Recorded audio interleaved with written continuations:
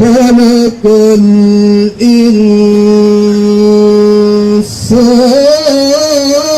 الإنسان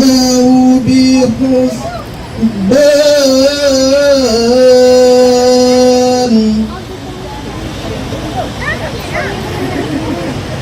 والنجم والشجر يسجدان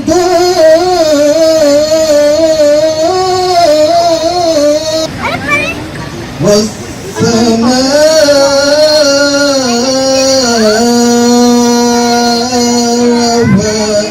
رفعها ووضع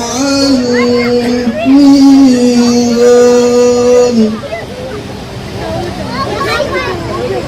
والحب ذو النصف والراد فبأي آلاء ربكما تكذبان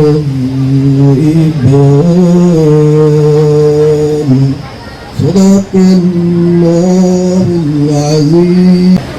अपनी तरफ से अपनी फैमिली तरफ से आप सब लोगों को इकट्ठा में यौम आज़ादी के खूबसूरत मौका पर दिल की गहराइयों से मुबारकबाद पेश करता हूँ और दुआ करता हूँ कि ये साल हमारे लिए तरक्की, खुशहाली और अमन का साल हो और हमारी कौम जो है वो उन असूलों पे पारबंद हो जिन असूलों के हसूल के लिए हमने हमारे वालिदात ने जद्दोजहद की थी।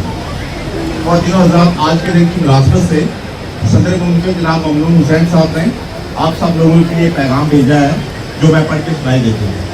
अहले वतन को 72वां यौम आज़ादी मुबारक हो। आज का दिन हमारे जोश व जज्बे को ताज़ा दम करके इनमें नई तवानाई भर देता है और हम एक नए अज़्म से वतन अजीज़ को तरक्की और खुशहाली के रास्ते पर गामज़द करने के अहद की तरजीह करते हैं। इस दिन खिदमत वतन की उमंगें तवाना हो जाती हैं और अपने वतन के सब्ज़ हलाली परचम को मज़ीद बुलंद करने की लगन पहले से बढ़ जाती है, क्योंकि ये उम्मीदों के बर आने का दिन है। इस एतबार से यह हकीकी जश्न का दिन है। पाकिस्तान बरसगीर के मुसलमानों की पनाहगाह और अल्लाह की एक नेमत है जिसके क़याम के लिए हमारे बुजुर्गों ने मुनफरिद तहरीक चलाई और बेमिसाल कुर्बानियाँ देकर ये मुल्क हासिल किया।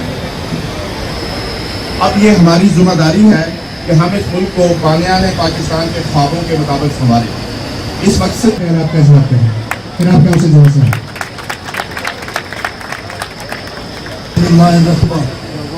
आए रसूल उनसे कह दो मुझे अजर रिसालत नहीं चाहिए सिवाय इसके कि तुम मेरे कराबतदारों से मोहब्बत करो। मेरे बुजुर्गों, भाइयों और बहनों, अस्सलाम वालेकुम। अल्लाह ताला ने हमें ये शर्फ बख्शा है कि आज यहाँ हम इकट्ठे होकर पाकिस्तान का 71वां यौम आज़ादी मना रहे हैं। और ये एक हकीकत है कि अगर कायद आज़म मोहम्मद अली जिन्ना को पाकिस्तान की तख्लीक पे ईमान ना होता तो हिंदुस्तान कभी तकसीम ना होता और अंग्रेज साम्राज्य कभी पाकिस्तान हमें देकर न जाता। यह है जो तारीख का धारा बदलने निकले हैं और वो सलाहियत रखते हैं कि एक दिन पाकिस्तान आज़ाद होगा।